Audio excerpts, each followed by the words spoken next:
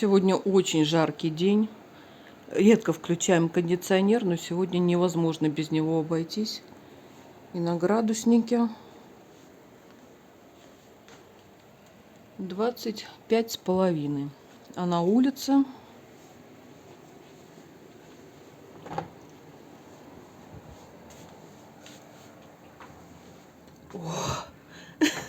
сразу выходишь и сразу ощущение, что попал на сковородку на какую-то. Воздуха не чувствуется вообще. Вот здесь тень, как видно, ролеты у меня практически все закрыты. И в тени на градуснике 33 градуса, а там 38. В общем, сегодня, конечно, мы сидим только дома под кондиционером, но радует то, что по прогнозу завтра будет 36, а дальше будет опускаться. Будет уже 32, 30, по-моему, с понедельника, вторника уже будет 26, 27. Очень комфортная, хорошая погода. Откуда-то снова доносится какая-то музыка. Похожа очень на ту, которая была на рынке. Уличные музыканты играли. Но не видно, только слышно. Вот здесь немножко падает тенек. Герань я пересадила свою в большое кашпо. И я думала, что она тут сейчас горит, наверное. Но нет, ничего, она нормально сидит. Не прям сильно на нее впрямую светит солнце, поэтому убирать я ее не буду отсюда. А еще у меня цветет вот такая красотка, которая называется, почти как красотка, называется красула. Вот так она выглядит. В общем, вот эти вот ролеты, это просто какое-то чудо. Во-первых, они создают уют. Во-вторых, безопасность. В-третьих, это закрывает от солнца, просто спасает. Вот. А здесь настолько становится хорошо. Они, кстати, имеют еще и терморегулю. В общем, там какой-то есть наполнитель. Они не пропускают сюда сильно холод и не пропускают сильно жару. То есть немножко сдерживают. Несмотря на то, что они такого достаточно, ну как, не черный цвет, но темно-серый, как асфальт, мокрый асфальт. Вот. Поэтому они очень хорошо помогают и туйкам моим, спасают их от жары. Вот эти хризантемы у меня стояли у сына в комнате, на подоконнике, ну, со стороны улицы, конечно. И они практически не росли, потому что им было очень жарко, их испепеляло солнышко. Я их переставила вот сюда в тень. И они прекрасно стали расти, увеличились примерно в 2 раза.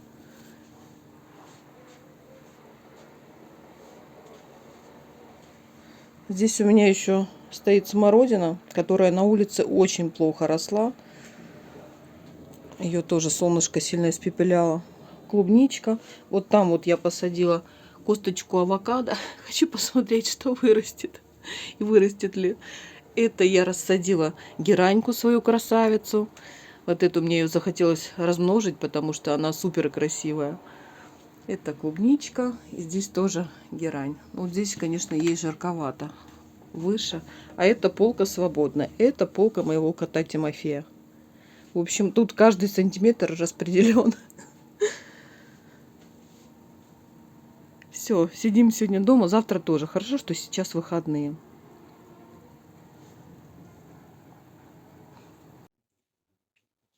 Привет. Что делаешь? Привет. Ну, занятие готовлю, сейчас у меня начнется. И еще через 1,5 часа физика будет. Преподаешь? Сейчас что, у тебя математика? Да, тематика. А потом физика, да? Да. Угу. Ладненько, давай, не буду мешать.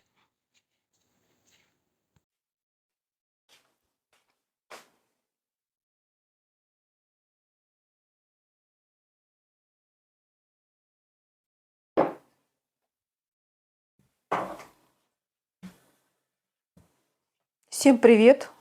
Вы на канале Дубль 2. Я Галина. Сегодня попьем чайку. Пока жарко, мы опять не выходим на улицу, как я уже сказала. Вечером пойдем снова гулять. Уж такой режим дня в Сербии, на Балканах, летом, когда жарко.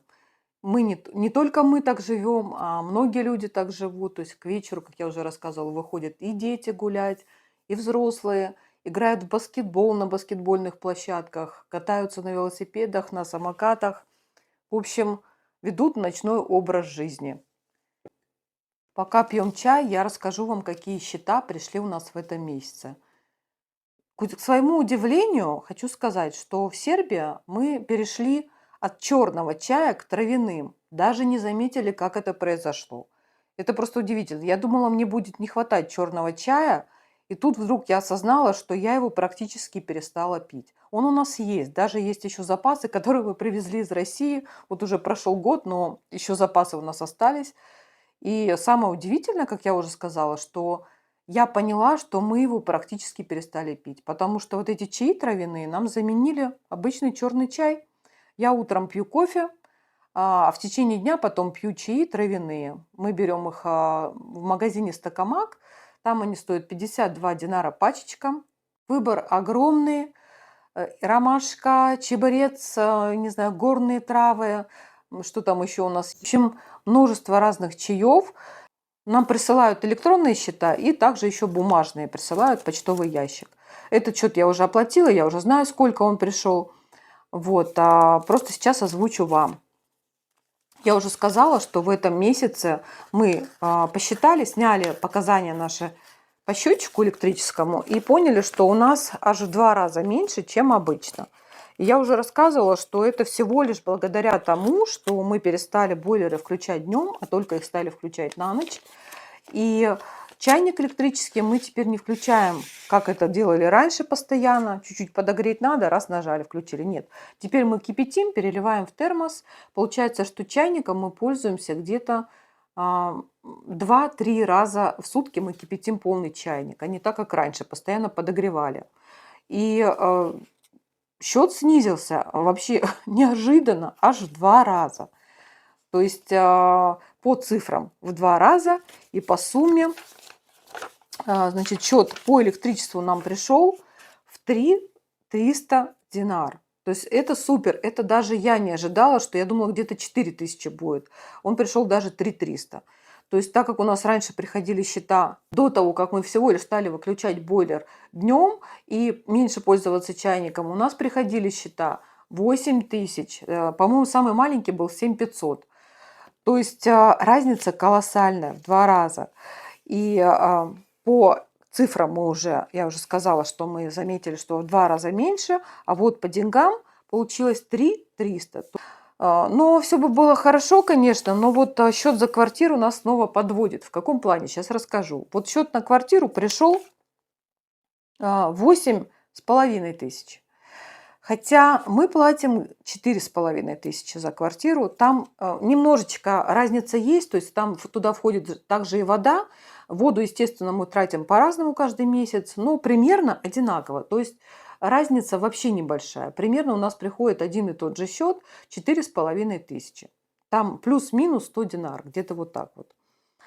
Вот. Туда входят все платежи. Как я уже рассказывала, у нас квартплата – это все платежи, которые вообще в принципе существуют, включая за уборку территории нашего дома, за вывоз мусора, все-все-все, вода, то есть туда входит все полностью. И эта цифра 4500. Но в этот раз у нас пришло 8500, потому что, конечно, мне уже это поднадоело. Сюда входят еще те суммы, которые добавляет сюда наша управляющая компания, вернее, это не управляющая компания, а как это управник дома. Вот, то есть в России, если существует управляющая компания, то здесь это просто частное лицо, которое занимается, в общем, управник дома, кто решает все вопросы по облагораживанию, там, благоустройству, в общем, такие вопросы. Но, естественно, это делается все за счет жителей. То есть мы на все, что там решают улучшить, облагородить, все оплачиваем мы. В этот раз оказалось, что мы устанавливали камеры по периметру дома, и оказалось, что суммы этой недостаточно. Хотя меня это вообще очень сильно удивляет, как так? Вы же считали, и вы объявили сумму. Мы скинулись там тоже не маленькая была сумма. Мы все скинулись и, ну, рассчитывали, что этот вопрос закрыт. Но вдруг нам говорят, что этого не хватило. Еще со всех квартир по 4000. Конечно, я считаю, что это не дело, так нельзя делать, это неправильно. Как-то надо сразу рассчитывать правильно, чтобы людям объявлять вообще. Но как есть, что имеем, то имеем. В общем, еще 4000 с каждой квартиры на камеры, на то, что они уже якобы потратили. И за очистку территории, немножко здесь трактор у нас проехал, собрал какие-то сорняки, в общем, что-то там убрал. И с нас еще, нам счет включили вот за это. Вот, я все каждый месяц получаю эти счета, я все жду, когда все это закончится. Когда я получу, наконец-то, уже 4500 счет за свою квартиру. Конечно, ответ никогда, потому что сюда еще теперь включается обслуживание камер, там отдельно за интернет что-то берется, отдельно за электричество что-то. В общем, примерно еще на 1000 динар больше, помимо наших 4500, еще на 1000 динар будет больше. Это за счет того, что нам поставили камеры, и теперь ежемесячно нужно оплачивать расходы на эти камеры. И также мы платим самому управнику за работу. Это 450 динар в месяц с каждой квартиры. Вот, поэтому получается, что 4500 это наш счет за квартиру, но он никогда больше не будет приходить именно 4500, как минимум еще плюс 1000. То есть это 5500. Но, к сожалению, приходят все пока еще большие и большие суммы. Не 5500, а вот 8,5. Вот. И я надеюсь, когда-нибудь это закончится, это облагораживание территории, дома. Не знаю, что еще нужно придумать сюда. Меня лично и так все устраивает. Вот.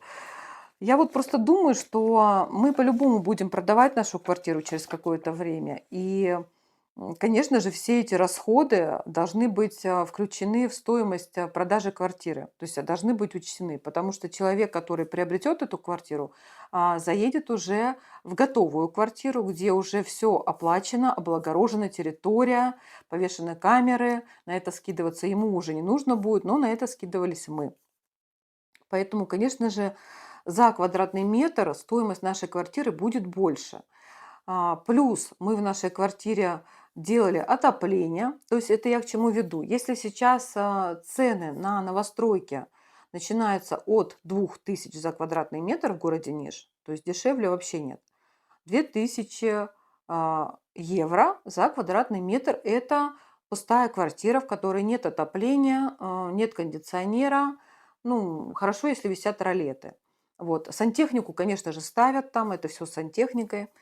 Вот. В отличие от России, здесь дается квартира уже в таком, ну, практически можно жить уже в состоянии. То есть полностью сделан ремонт, вся сантехника есть. В ванной у нас висел уже бойлер.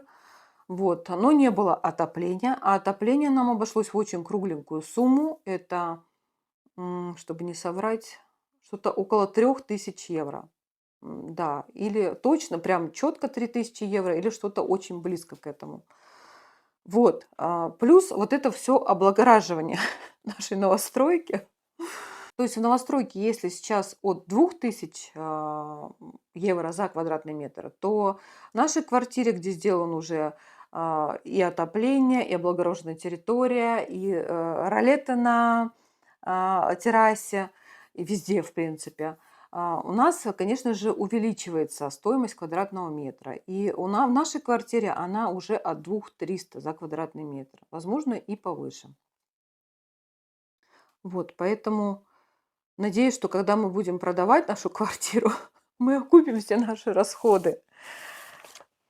Вот, в общем, квартплату озвучила, электричество озвучила, расходы на связь ежемесячные у нас не меняются. Мы как платили 5000 на двоих с сыном, у нас Етал мы пользуемся, так и платим. То есть там никаких изменений нет. В общем-то, вот это все расходы наши на квартиру. Электричество и счет за квартиру.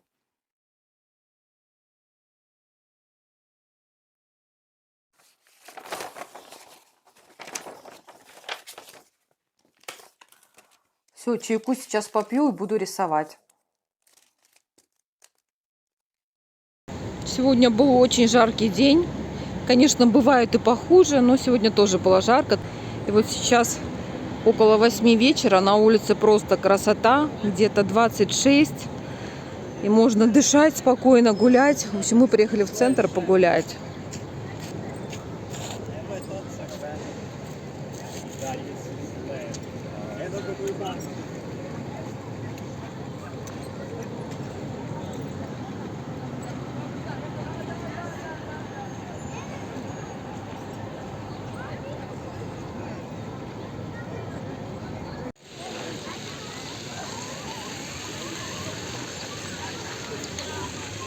О, бесплатная кока-кола.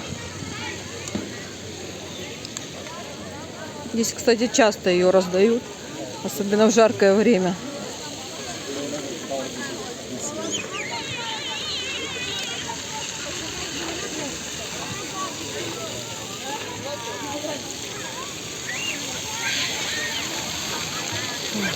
Дети купаются в фонтане.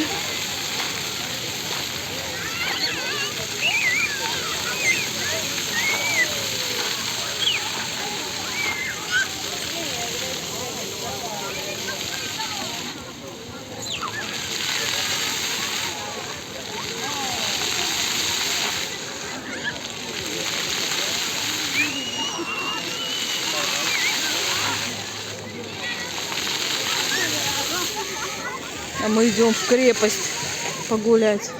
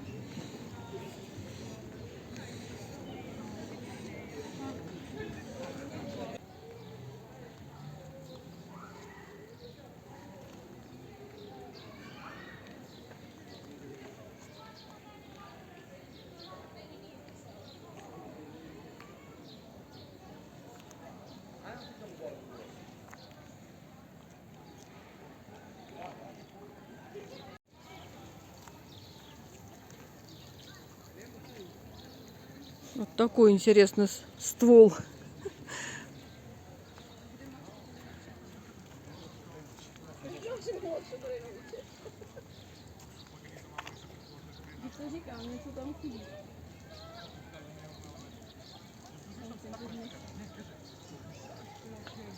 Интересно, его специально как-то так вырастили в таком виде. Закрученный. Он, кстати, тоже второй еще.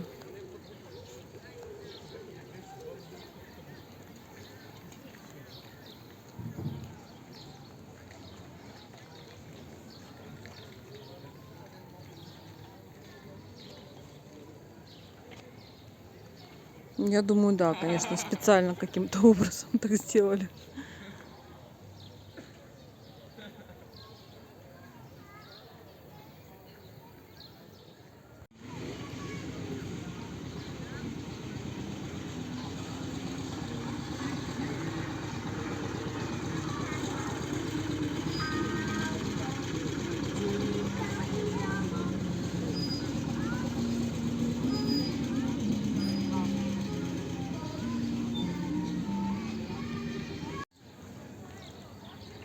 Вот там вот наверху находится смотровая площадка.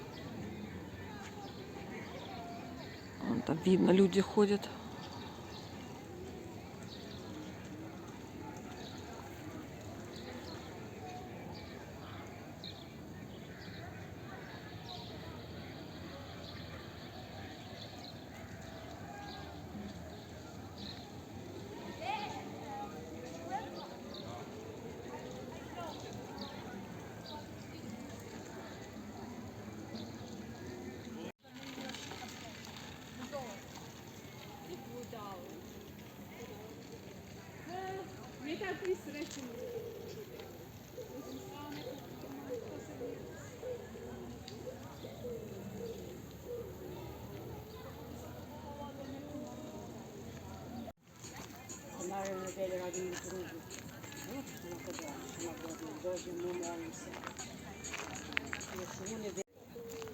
Как красиво видно, солнышко заходит сквозь деревья. Яркое-яркое.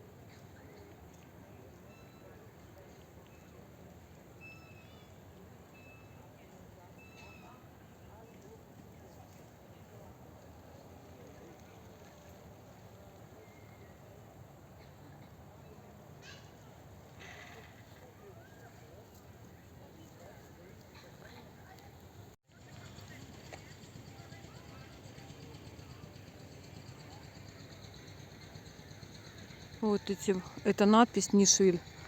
С обратной стороны буквы огромные. Издалека она не кажется такой большой.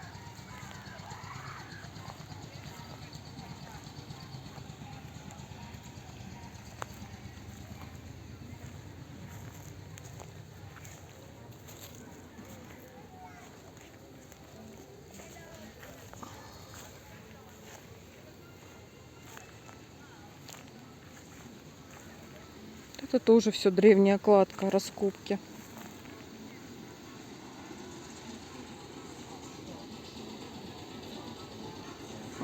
Паровозик двухэтажный теперь. Сначала одноэтажный проехал, теперь двухэтажный. Помахали нам, увидели, что снимаю.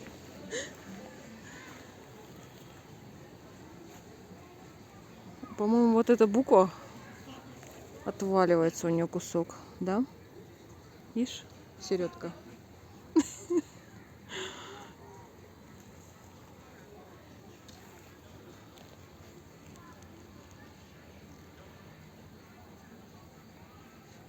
Да, они, наверное, 4 метра, что ли. Где-то 4 метра надпись.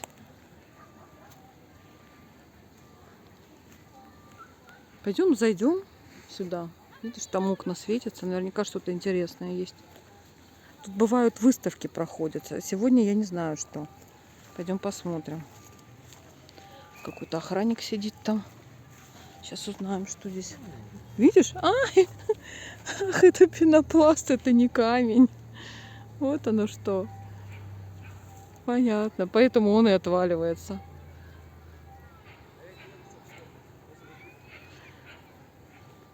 Все ясно.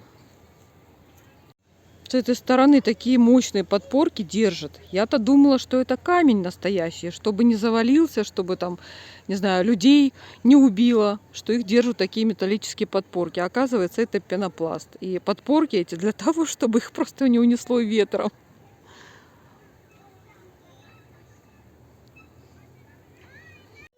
Как здесь вечером хорошо становится, тихо. Ветра нет, жары нет. Красота. птички кричат.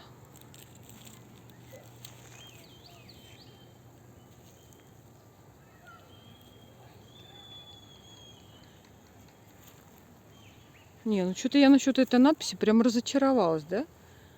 Могли бы сделать и из камня, чтобы было интересно. Все-таки Можно не здесь... прикидываться, что это камень. Да, да. Что здесь все-таки раскопки. То есть что из чего-то натурального нужно было сделать. Как-то пенопласт вообще несерьезно.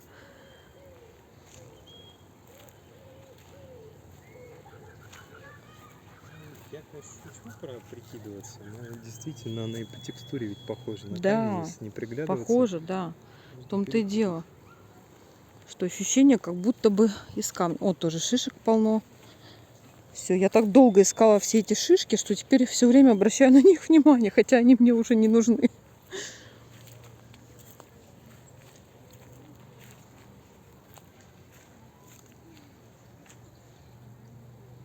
Ну пойдем, ладно, туда сейчас зайдем, посмотрим, что там. Никита, можно здесь прям спуститься? Что походить-то?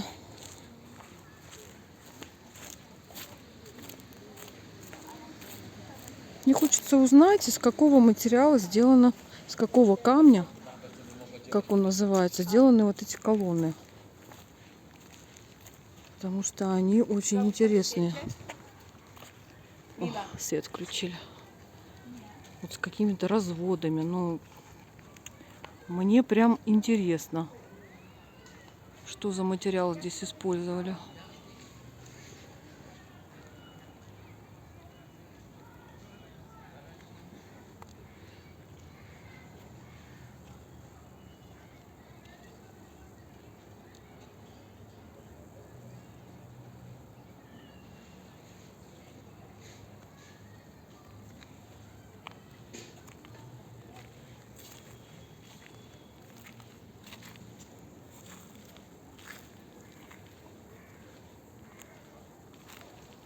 Да, вот все три колонны эти вот из какого-то такого пористого камня, который имеет рисунок, разводы.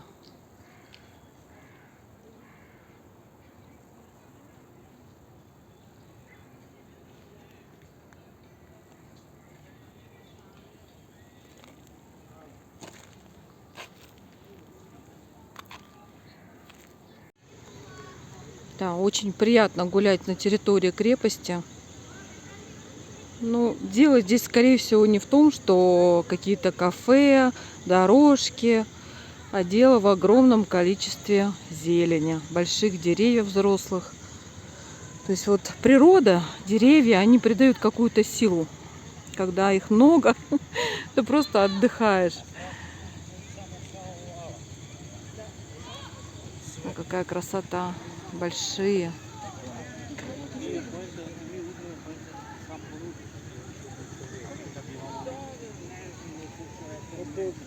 Все, мы направляемся домой, потому что я вспомнила, что мне сегодня очень много нужно приготовить, кушать.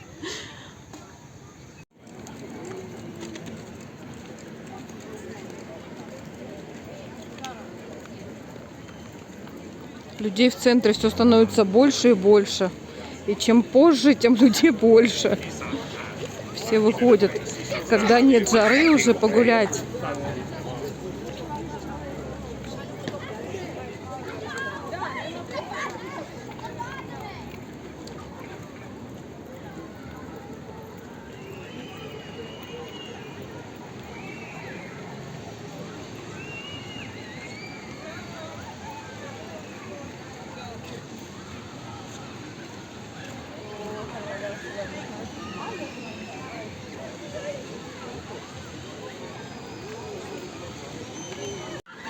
Смотрите, сколько людей на площади. Вот так вот. В летний период вечером всегда здесь народу очень много. И гуляют допоздна, до часу ночи.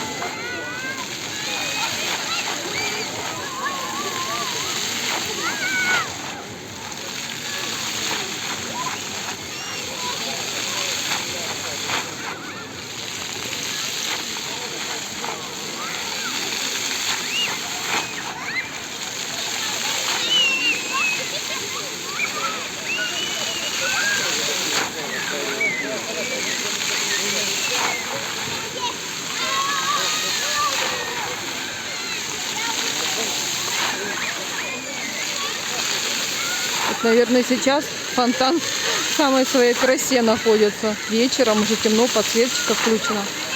Красиво.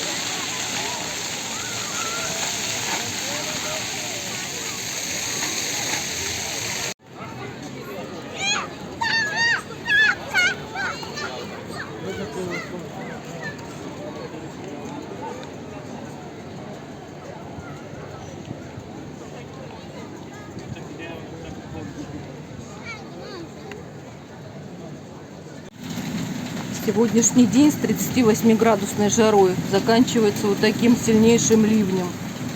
С молнией, с грозами. Ужас просто. А я перед этим вышла и полила свои растения. Мы после сильного дождика вышли погулять, потому что весь день была духота, жара 38. Идем и вдруг увидим, а оказывается дождик-то натворил тут делов. Вот, например, валяется мусорка. Ее снесло сильным ветром. Вот оборванные провода. А вот там у людей ворота сломались. Забор стоит, а ворота почти упали. Вот как-то так. Ураганчик пронесся у нас. Столько проводов оборванных встречаем вообще. Вот. Вот там вот прям висят, повисли. Видно, что низко. Они так не висели раньше. В общем, опасненько сейчас ходить. Надо смотреть, чтобы не наступить. Да, ветки вон валяются.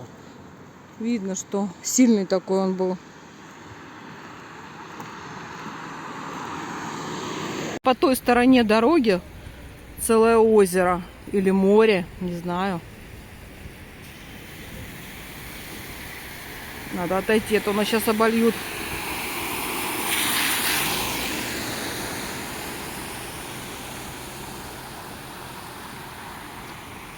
Странно, да? Разного уровня дорога получается. Там стоит огромная лужа, а здесь практически ничего нет. Здесь просто ливневки работают. Здесь ливневки работают, а там нет. Поэтому хорошо, что нам надо идти по этой стороне, а не по той.